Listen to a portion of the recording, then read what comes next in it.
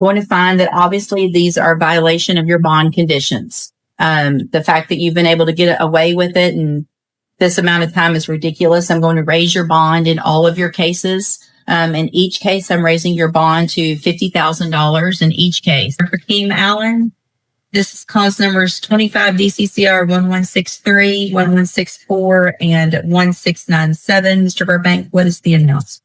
Your Honor, I believe that it's the NOR offense is coming. It's still in the discovery process. Okay. I would ask for a reset. I have talked to the prosecutor, and that was the indication. Judge, I did speak with Mr. Burbank's office last week. They filed a letter of rep on the new case that was recently indicted. So I do have all of that. And I don't mean to ask this to catch Mr. Burbank off guard or anything, but based on Mr. Allen's prior criminal history and these offenses, would the court just take a quick look at the bonds, maybe? I don't even have the new case. If it was indicted last week, it's not on our docket. What's the cost of that? And what's the charge? It's a possession. It's 25 DCCR 1697. Oh, I have that one. Yes. So the new indictment didn't come last week, but it was just caught up with these other cases. Okay. Because that actually, so the offense date from the possession is actually 2024. And then it was after that we had the other possession and the evading. Are you wearing a drug patch? Yes. Oh. Let's see. I don't see that we've had any. It's like you tested positive back in court. What was it, last October? You've been wearing a drug patch ever since? Have you gotten a change every 2 weeks like you're supposed to? Let's do this just to make sure, since I don't see anything, let's have you tested this morning before we do a reset, and then we'll go from there. And is there any other case you expect something else?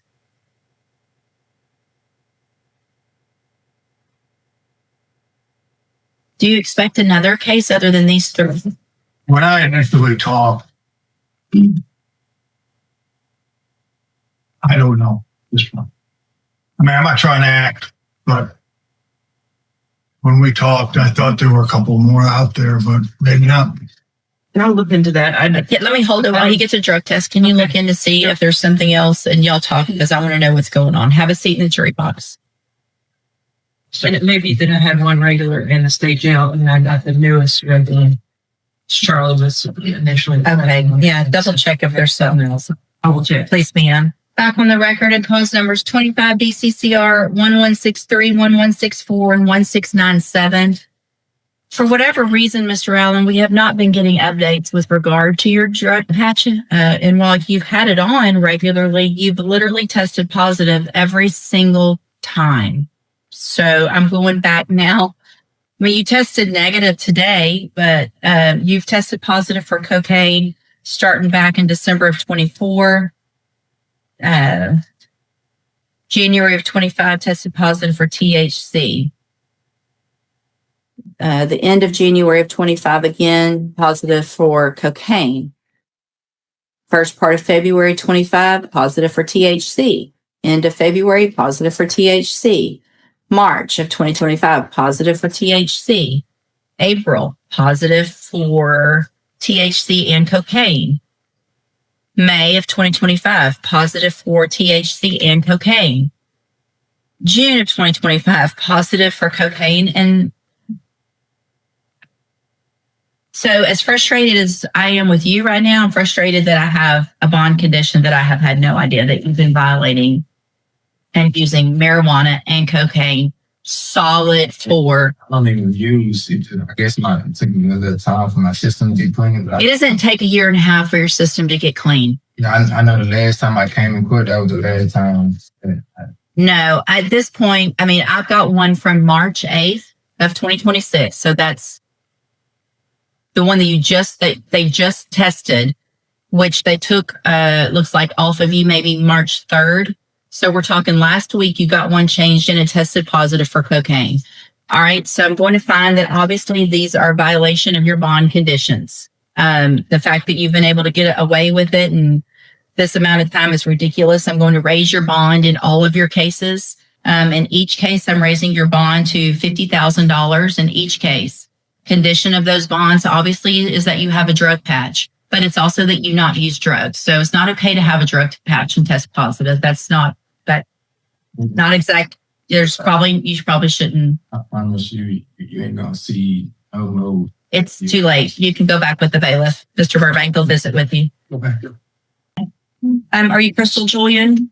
And based on some of the information in the pre-sentence report, I want to have Ms. Julian tested also before we go forward with sentencing. Ms. Julian, have a seat in the jury box. We're going to have a drug test done.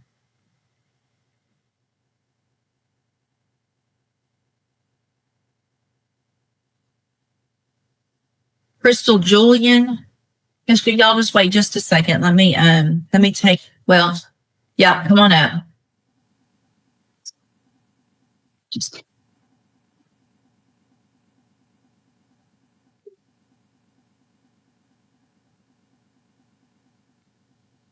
When did you use meth? I haven't used meth. I've been around people that have been using it. I stay with a girl. She's pregnant, and I struggle with. So here's the thing. Okay.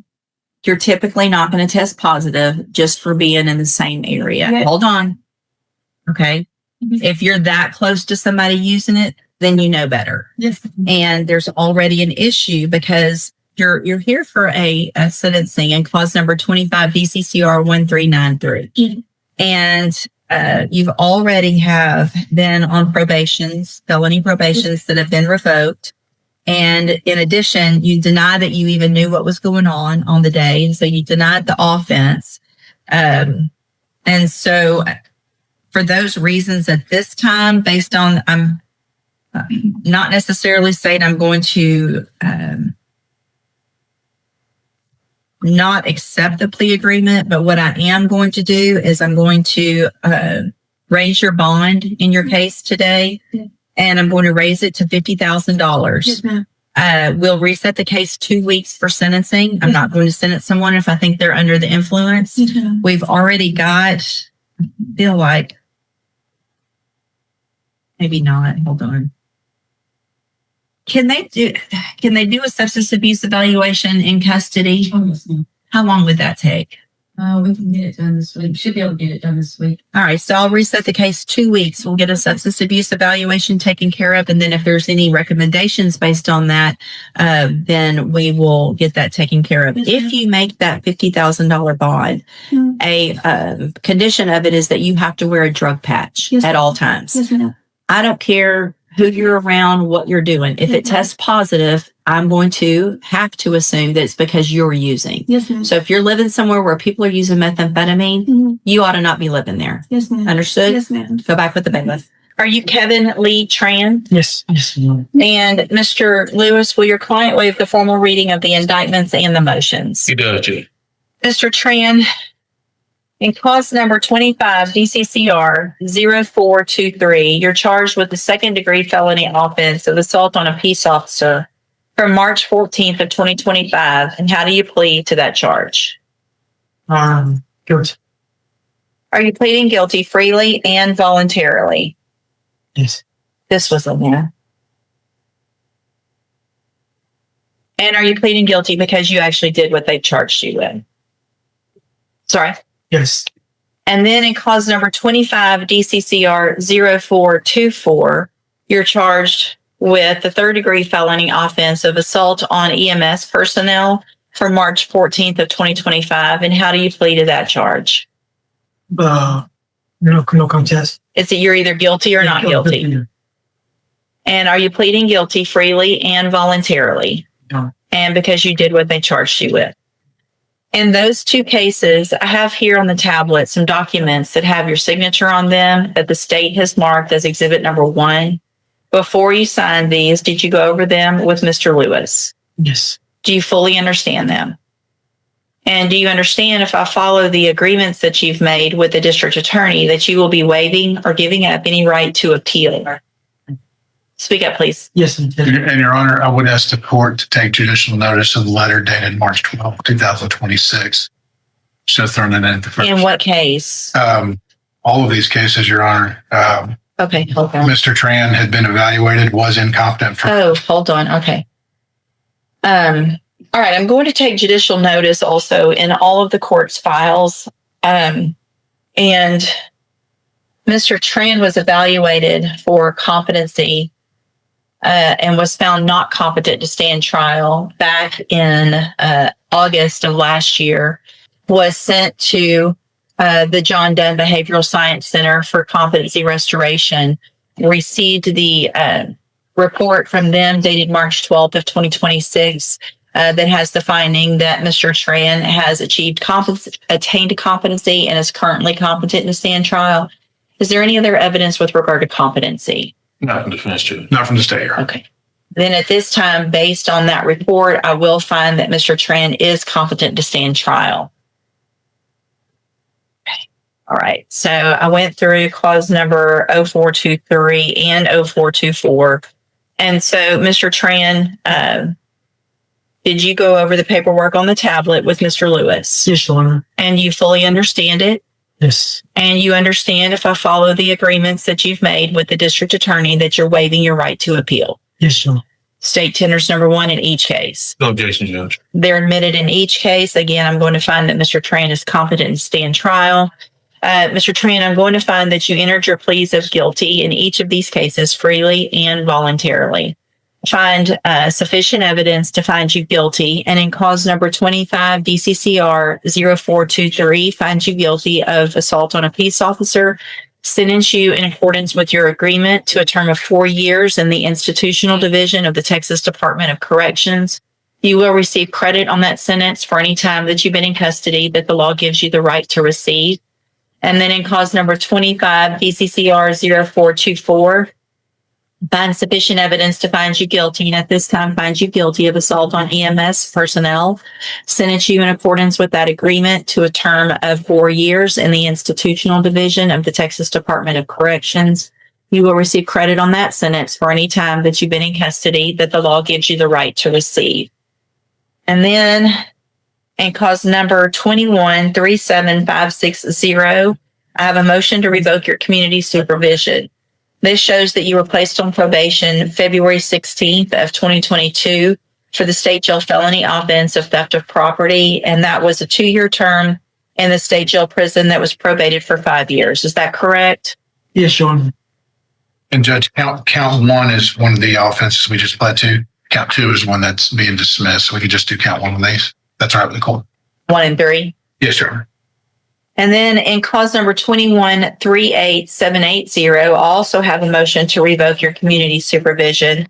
This shows that you were placed on probation February 16th of 2022 for the 3rd-degree felony offense of assault family violence by impeding breath or circulation. And that was a 5-year term in prison that was probated for 5 years. Is that also correct? Yes, Your Honor. These cases each allege that you violated your probation. Count 1 in each case alleges that you committed the new offense of assault on an EMS personnel, the one that we just went through, from March 14th of 2025. And is that true or not true? Yes, it's true. And then count 3 in each case alleges that you committed the new offense of assault on a peace officer from March 14th of 2025, also the other case that we just went through. And is that true or not true? Yes, Your Honor, it's true. Did you enter your pleas of true in each of these cases to counts 1 and 3 freely and voluntarily? Yes. Yes. And did you plead true to those counts because those counts are actually true? Yes. In each of those cases, I also have here on the tablet some documents that have your signature on them that the state's marked as exhibit number 1. Did you also go over these with Mr. Lewis? Yes. And do you fully understand them? Yes, Your Honor. And again, you understand if I follow these agreements that you'll be waiving or giving up any right to appeal. Yes, Your Honor. State tenders number 1 in each of these cases. No objection. It's admitted in each of those cases. All right, Mr. Tran, in each of these cases, in cause numbers 2137560 and 2138780, I'm going to find that you enter your pleas of true to counts 1 and 3 freely and voluntarily. Find those counts true. And 2137560, find sufficient evidence to revoke your probation. And at this time, revoke your probation, reassess your punishment in accordance with your agreement to a term of 18 months in the state jail prison, You will receive credit on that sentence for any time that you've been in custody that the law gives you the right to receive. And then in cause number 21-38780, find sufficient evidence to revoke your probation, and at this time revoke your probation, reassess your punishment in accordance with your agreement to a term of 4 years in the institutional division of the Texas Department of Corrections. You will receive credit on that sentence for any time that you've been in custody that the law gives you the right to receive.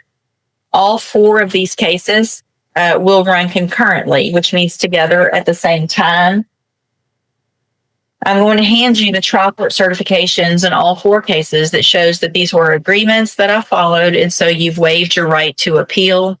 I also handed you a written admonishment regarding your ineligibility to possess a firearm or ammunition.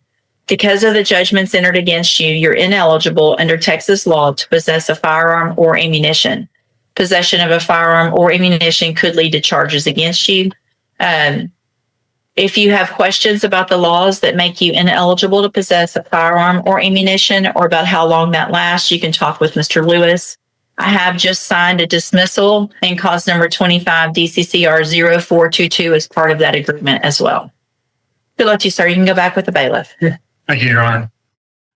In this courtroom session, several defendants faced important decisions and consequences. One man had his bond raised to $50,000 in each case after the judge discovered he repeatedly tested positive for cocaine and marijuana while out on bond. Another woman tested positive for meth before sentencing, causing the judge to delay her sentence, order a substance abuse evaluation, and raise her bond to $50,000. The most serious case involved Kevin Lee Tran, who was found competent to stand trial after completing a treatment program. He pleaded guilty to assaulting a police officer and EMS personnel and admitted violating probation in 2 older felony cases. The judge sentenced him to multiple prison terms that will run at the same